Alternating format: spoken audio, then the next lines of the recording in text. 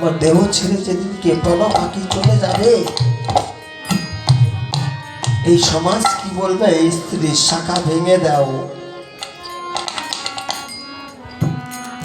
কপালের সিঁদুর মুছে দাও, তাই না? কোনো সংবিধানে নেই। আমাকে যদি দেখাতে পারে এই আনন্দ পাগল আর কোনোদিন পাগল হিসাবে পরিচয় দেবে না এই বিশ্ব সমাজে। যেহেতু আমার সঙ্গে এর সঙ্গে শত জন্মের আবদ্ধ হয়েছি,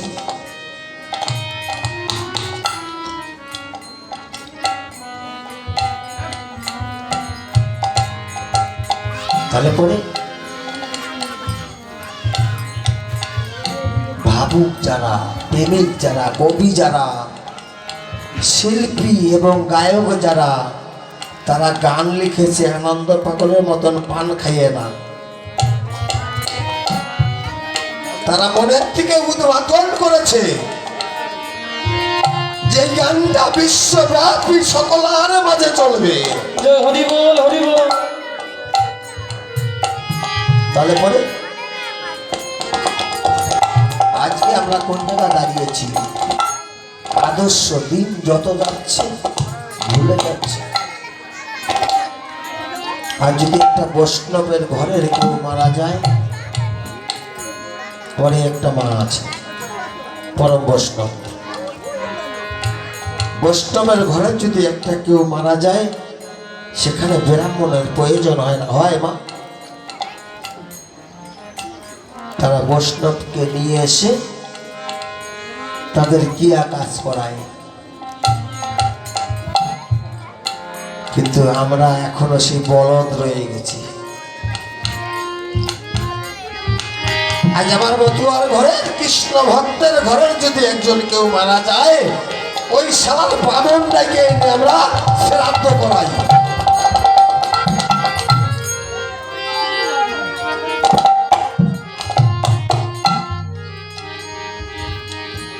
আচ্ছা, মালাগুলো তোরা কিনে আনছিস পয়সা দিয়ে, কি ভক্তের গলায় দেওয়ার জন্য না নাকি?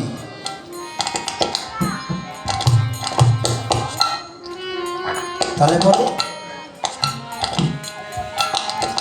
আমা, কথাটা কোথায় বলেছি বুঝতে পেরেছ? বলছে মথুরাদের ওরা ব্রাহ্মণ লাগায়নি, ওর বাড়ি খাওয়া যাবে না।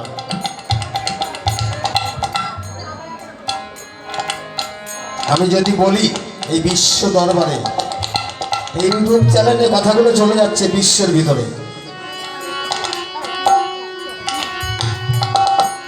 কোনো কাজে ব্রাহ্মণের প্রয়োজন হয় না, কোনো কাজে না। ব্রাহ্মণের প্রয়োজন হয় কিসে? কালী পুজো। শুনে রাখো বাবারা, মায়েরা, এদের দরকার হয় কালী পুজো, শীতলা পুজো, মনসা পুজো। এতে বাবা মা মরে কোনোদিন কারোর যায় না, যায়? বাবা মা পৃথিবীতে কোনোদিন কারোর মরে না। বাবা মা মরলে শ্রাদ্ধ করতে হয় না। বাবা মা যদি গত হয়ে যায়, আমরা বলি গত এবং শ্রদ্ধা কি কাজ।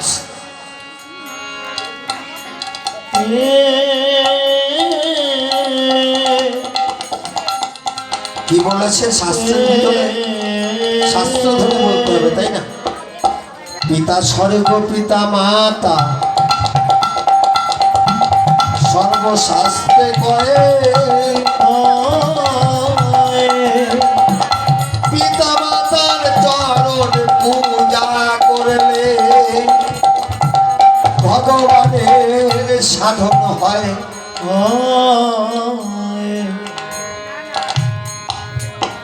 আমরা উচ্চ শিক্ষাটায় শিক্ষিত হয়েছি,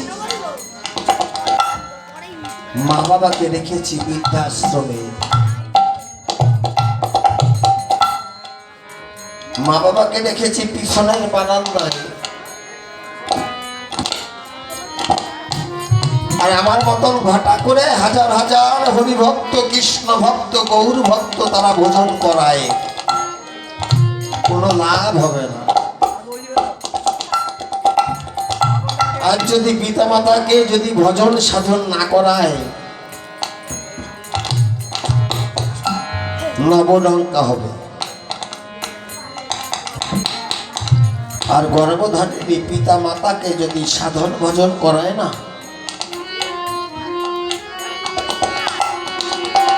আমার মতন আনন্দ পাগল বলে তাদেরকে, পিতা মাতাকে যদি কেউ সাধন ভজন করতে পারে, ভক্তি ভরে পুজো করতে পারে, তার কোনো ঈশ্বরের পুজো করার দরকার হয় না, তার কোনো দেব দেবীর পুজো করার প্রয়োজন হয় না। হরি বল হরি বল।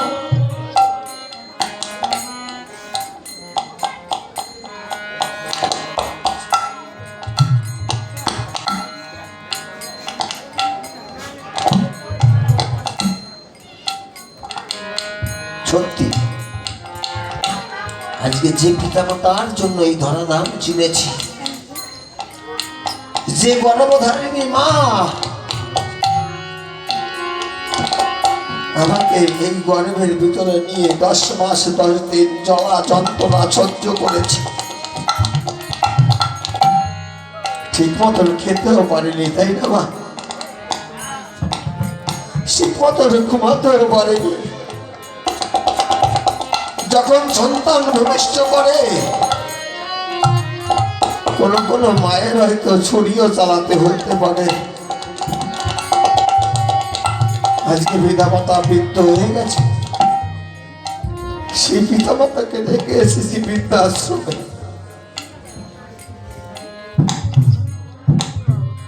আমি তাকে সন্তান হিসাবে স্বীকৃতি দেই না।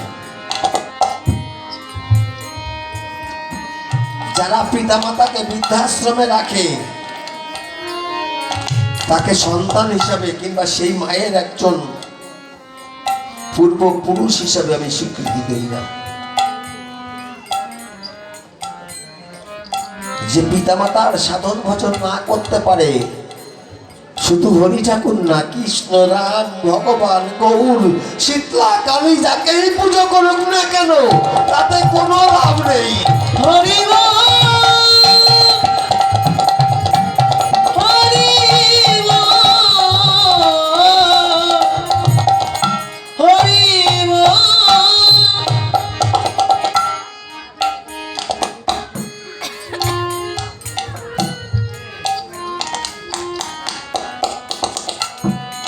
পিতামাতা এমনই বস্তু, কোনোদিন পিতামাতা কারণে মরে যায় না বাবা।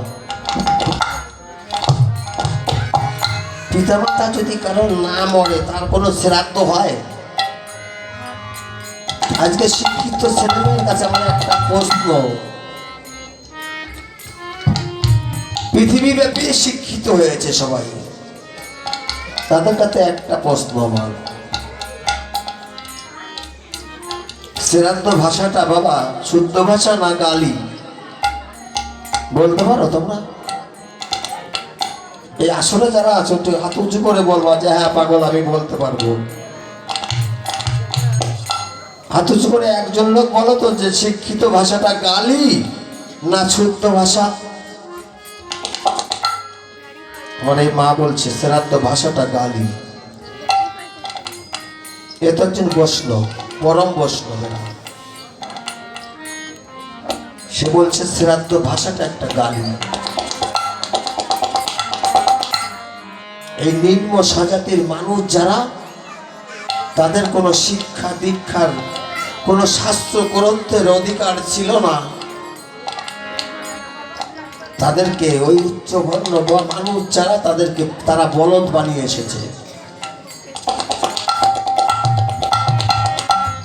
যে ওই শাস্ত্রের ভিতরে অনেক কিছু লেখা আছে, ও বুঝবি কি রে তোরা? ও ভর্তি হবে না তোকে। কিন্তু আমার পতিত পাবন গুরুচাঁদ ঠাকুর এসে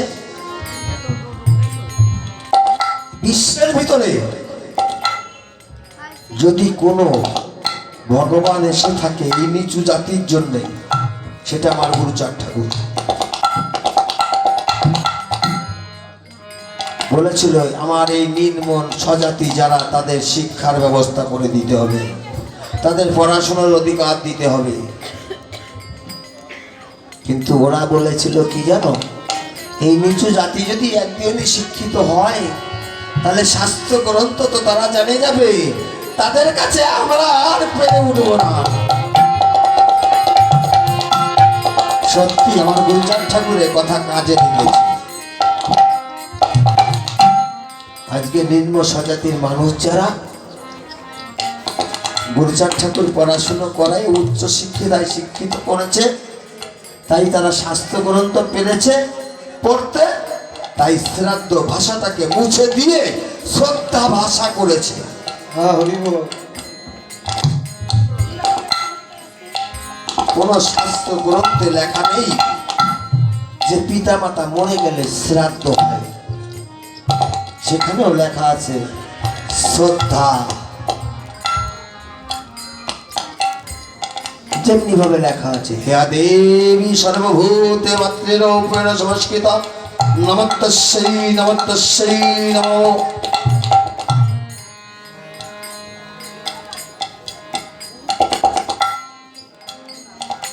যে কোনো পুজো করতে হলে আগে এই মন্ত্রটার প্রয়োজন আছে।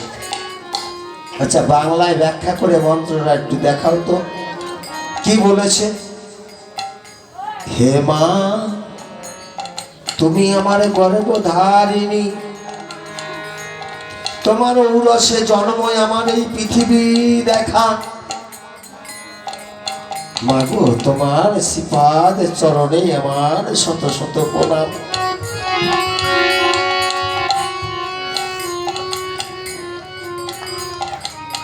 অনেক সংস্কৃতি মাস্টার আছে, তাই না দাদা?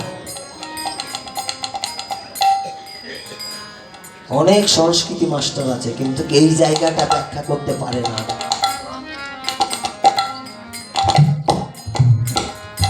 তাই আমার তারককর্তা বলেছে কি, হে ভক্ত জনার স্বরে দীন দয়াময়ে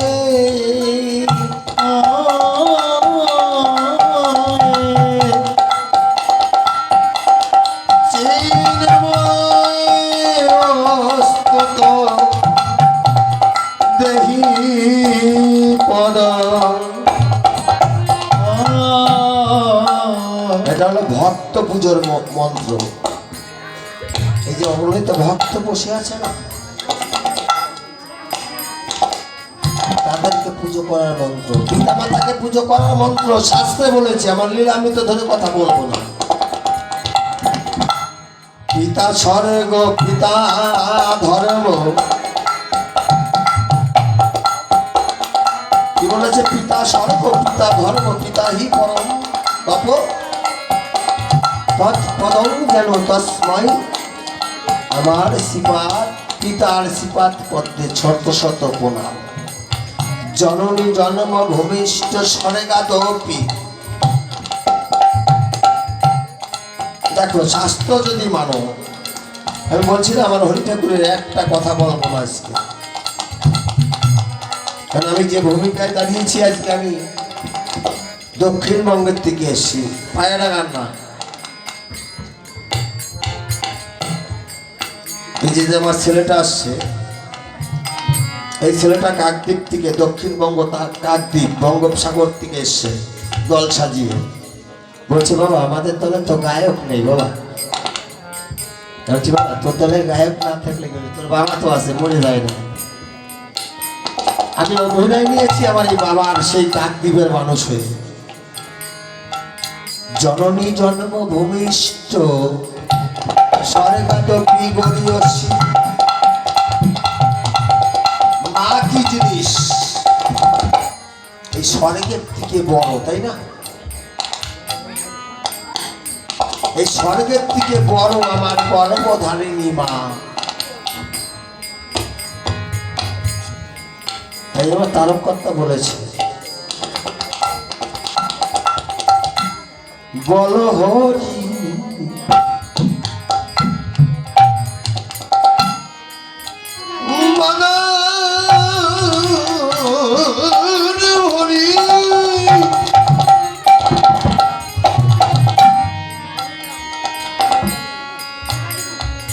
আমার হরিচাঁদ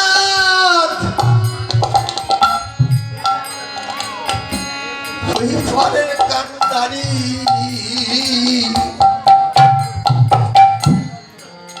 ভবানী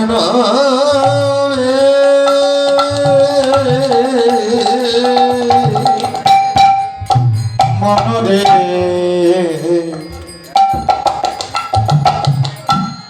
বল হরি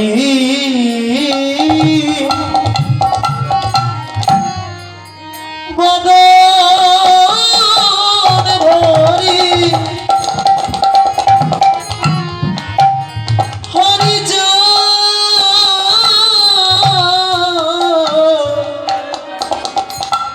পরে কন্ডি খবর নবে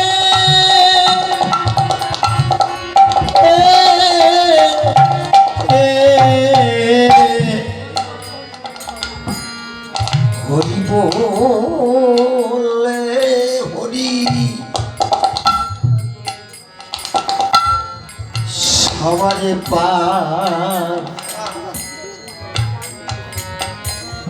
পার করিবে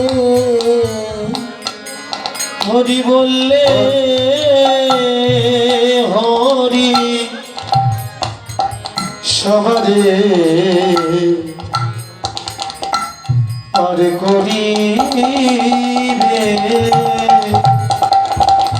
ওরে যে জন হরি বলে দাঁড়াবে কুলে, দয়াল নিতাই নেবে।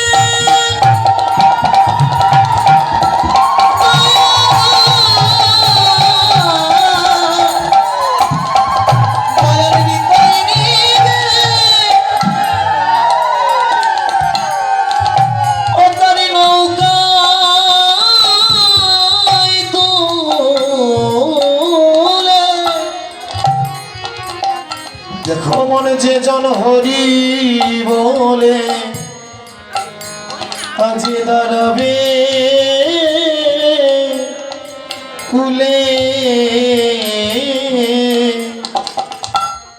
অনেক জায়গায় দেখি বৈষ্ণব এবং মতুয়াদের ভিতরে ভাগাভাগি, তাই না মা? আচ্ছা দিদি, দেখুন বৈষ্ণব আর মতুয়া একই বস্তু জিনিস। বৈষ্ণব যদি না থাকতো আমার হরি ঠাকুরের অবতীর্ণ হতো না ধরাধামে। কি বলেছে? যে জন হরি বলে দাঁড়াবে কুলে, দয়াল নিতাই নিবে নৌকায় তুলে। নিত্যানন্দ মহাপ্রভু যিনি, আমার মহানন্দ পাগল তিনি।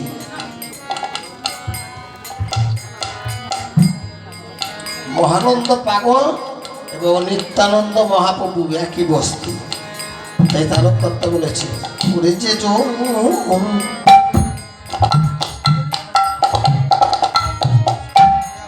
হরি বলে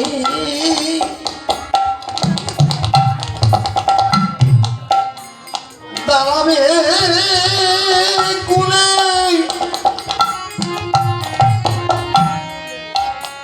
দয়াল নিতাই নেবে। দয়াল নিতাই নিবে হরি বল, হরি বল, হরি বল।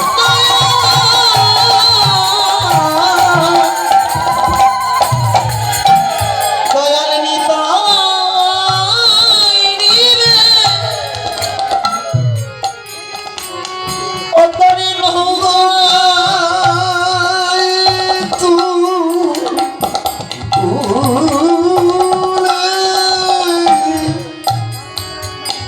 যে জন হরি বলে আজি দাঁড়াবে কুলে নিতাই পার করে দেখুন, আজকে জানি না আমার সৌভাগ্য কি না, এই যে আমার ছেলেটা আমার সঙ্গে গান করছে, আমরা দুই বাপ ছেলে যদি আসলে উঠি, যেটা আমার ওই খোলা যাচ্ছে আশিস, ওদের ওখানে যেটা পরিচয় হয়েছে, বলছে হরিচাঁদ ঠাকুর, আর গুরুচাঁদ ঠাকুর আসলে মনে হচ্ছে গান করছে। আমার সেই পুত্র এই যে গুরুচাঁদ ঠাকুর।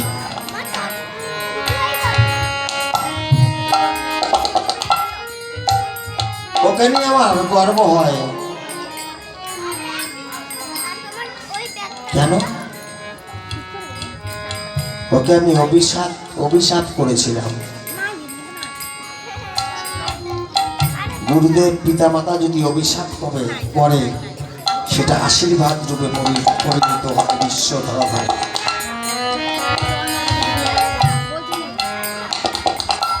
কেন? আজকের বিশ্বব্যাপী একটা নাম হয়েছে, ওর এই পাগলের থেকে ওর বড় নাম হয়েছে। ভক্তবৃন্দরা একটু জয়ের ধ্বনি উলুধ্বনি দিয়ে একটু আশীর্বাদ করবেন, যাতে ওর বিশ্বের দরবারে ওর নাম প্রচার হয়।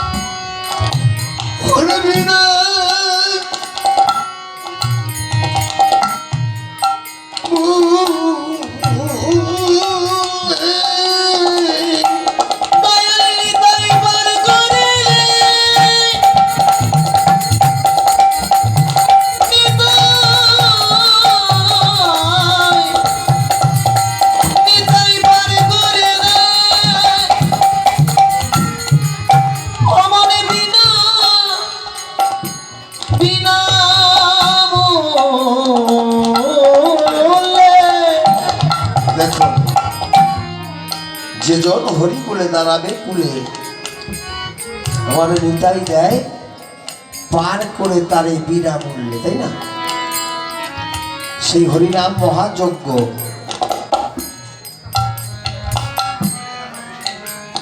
হয়তো সবাই একটু রাগ হচ্ছে আমার উপরে, যে পাগল আসলে উঠলে আর নামে না।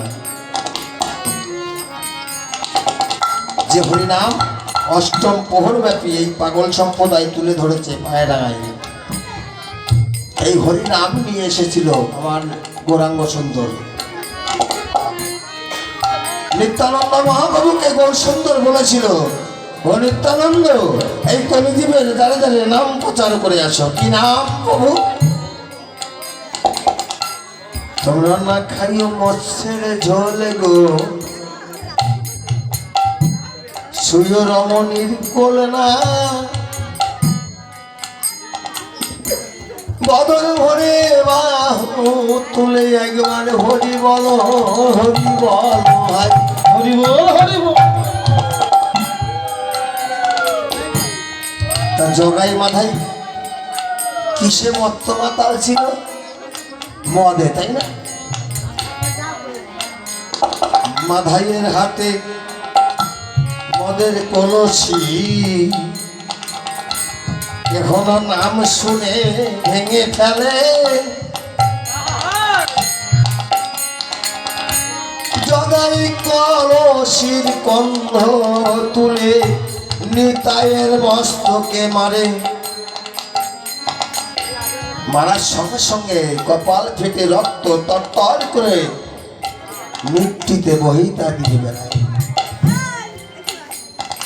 তবুও নিত্যানন্দ মহাপ্রভু উগ্র ব্যাঘ্র হয়নি। কপাল থেকে রক্ত ঝরছে আর শুধু হরিবল হরিবল বলে প্রভুর দিকে যাচ্ছে। প্রভু বলছে, নিত্যানন্দ তোমাকে কে আঘাত করেছে? বলছে, প্রভু জগাই মাধব, তুমি যে নাম বিলাতে আমাকে বলেছিলা, এই নাম বিলাতে যে কলসির কাটার আঘাতে আমার কপাল ঝরে রক্ত পড়ছে। হরিবল।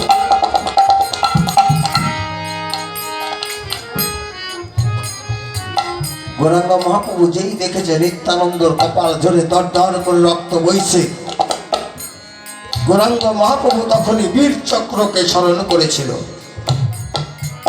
বীর চক্র এসে মাথার উপরে বনবন বনবন করে ঘুরছে। নিত্যানন্দ প্রভু করে মানা, প্রভু তোমার তো কলিযুগে কোনো অস্ত্র নেই, তাহলে বীর চক্রকে কেন স্মরণ করেছ? তুমি তো কলিযুগে নাম অস্ত্র নিয়ে এসেছ। তখন গৌরসুন্দরের পূর্বের কথা মনে পড়েছে। তখন পরবর্তীতে নিত্যানন্দকে বলেছে, যাও নিত্যানন্দ, কলিজীবের দাঁড়ে দাঁড়ে বলো, তোমরা খাইও মৎস্যের ঝোল, শুনো রমণীর কোল, একেবারে মুখে বাহু তুলে হরি হরি হরি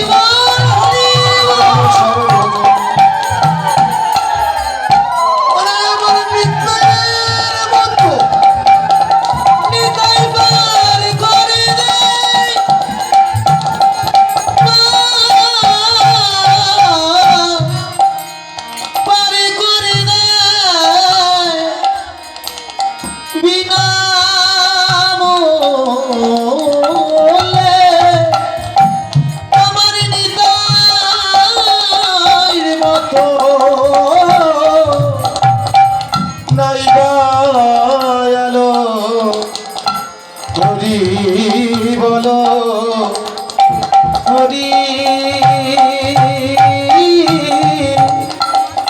বলো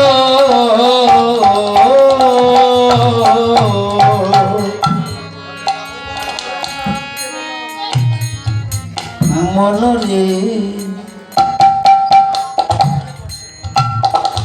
এই হরি নামইব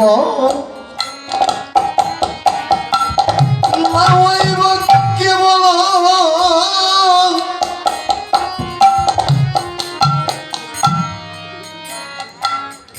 এই হরি নামইব কেবল গতি গতি না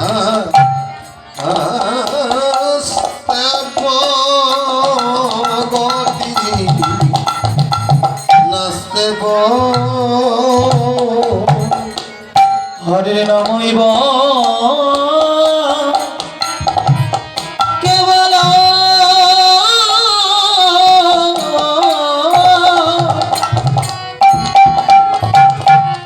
হরে নামইব কেবল গতি নাস্তে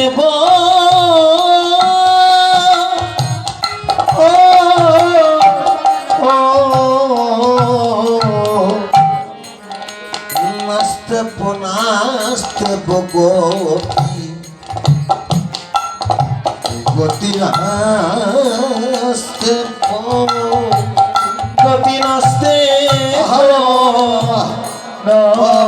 নাস্তে গতি নাস্তে ওরে বললে এই সত্য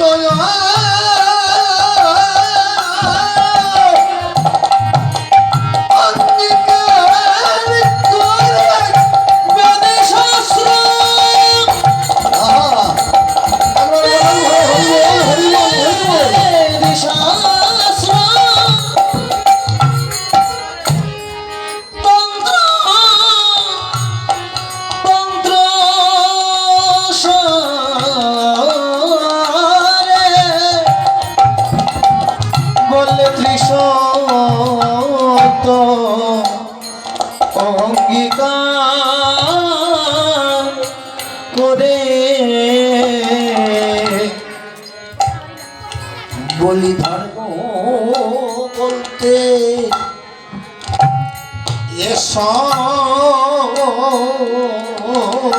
সরে ওই ধর্ম বলতে এসব সরে আমার সকল ধর্ম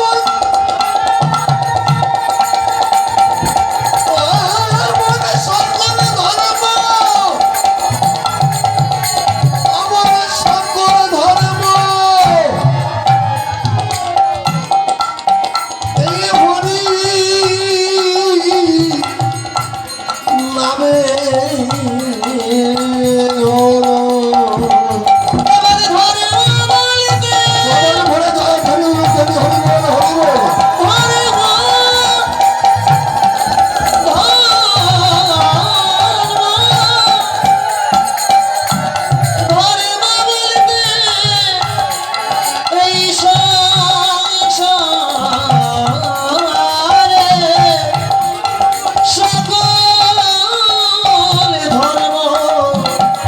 হরি নামের হরি বল হরি বলো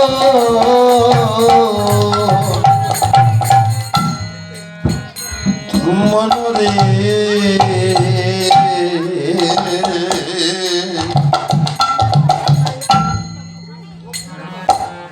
এই নামের তুলনা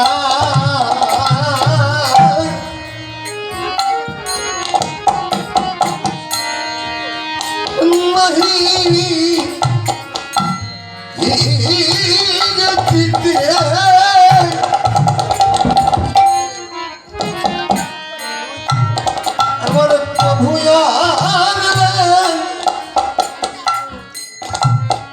এই অবনীতে অতি অতি যতনে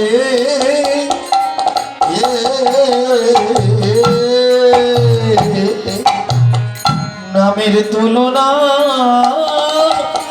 আরে বাবা মদন ভরে না হরিনাম নাই গো দিতে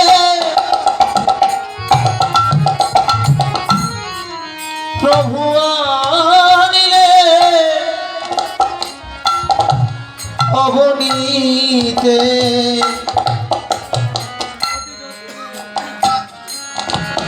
অতি যতনে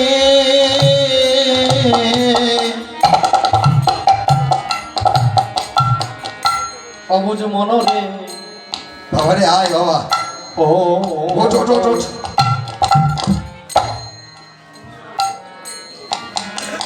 হরি নামের তুলনা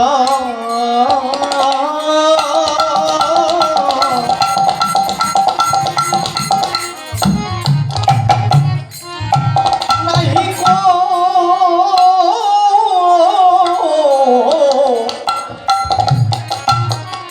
নাই কো আমিন। দিতে আমিন আমার প্রভু আনলেন অবনীতে অতি যতনে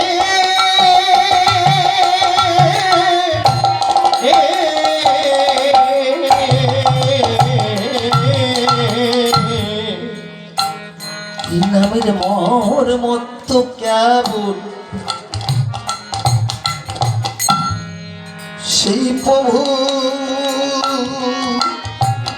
ও ও জানে নামে মর্মার্থ করে দয়াল রে নামের মর্মার্থ নামের মর্মার্থ কেমন সে প্রভু জানে। গোলক বলে তারো তোরে বলি, গোলক বলে তারো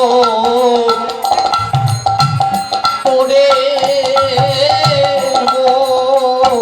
বলি। এবারে ধন্য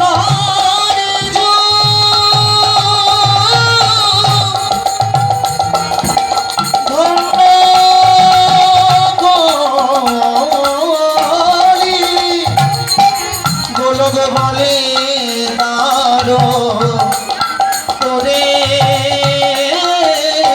বলি। এবারে ধন্য রে গো, ধন্য